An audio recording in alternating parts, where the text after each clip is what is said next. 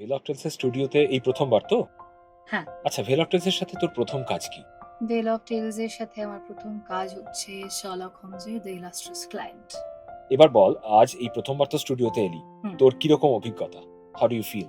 সব মিলিয়ে দুর্দান্ত। খুব ভালো লাগছে। আ পুরো হোমলি অ্যাটমসফিয়ার। তোর সাথে তো আলাপ ছিলই। এখন স্বাগতার সাথে আলাপ হয়ে আরো ভালো লাগছে। সব মিলিয়ে একটা দুর্দান্ত এক্সপেরিয়েন্স হচ্ছে।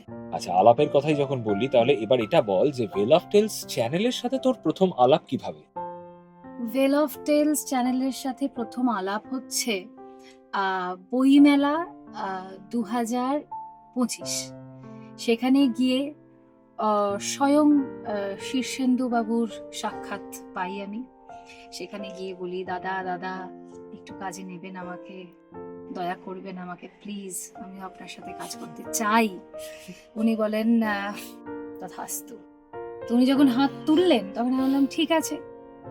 এবার একটা স্ক্রিপ্ট দিলেন, সেটা বহু মাস ধরে আমরা প্রিপেয়ার করলাম।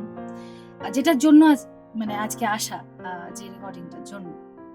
আচ্ছা, ভিওটির কোনো এরকম স্পেসিফিক গল্প আছে যেটা তুই শ্রোতা বন্ধুদের শুনতে রেকমেন্ড করবি, যেটা তোর খুব ভালো লেগেছে এবং তুই সকলকে শুনতে বলবি, অনুরোধ করবি? আহ প্রত্যেকটা কাজই আছে। তো তার মধ্যে বিশেষ করে বলব 'গিলগামেশ'।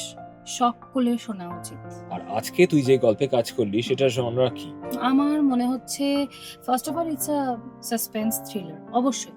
কিন্তু আমার কোথাও গিয়ে মনে হয়েছে ইট ইস মোর অফ একটা ইমোশনাল আ ট্রায়াল এর গল্প।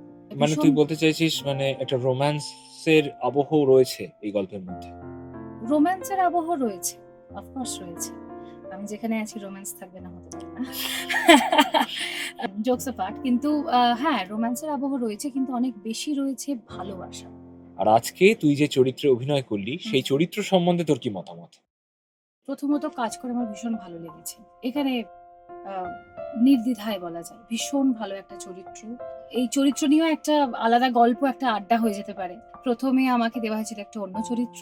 কিন্তু তারপরে আমাকে রিকাস্ট করা হয় এবং সেটাতে আমি খুবই আনন্দিত, আপ্লুত যে আমাকে ওই চরিত্রটাই দেওয়া হয়েছে। এই চরিত্রটাতে অনেক কমপ্লেক্সিটিস আছে। ফাইন।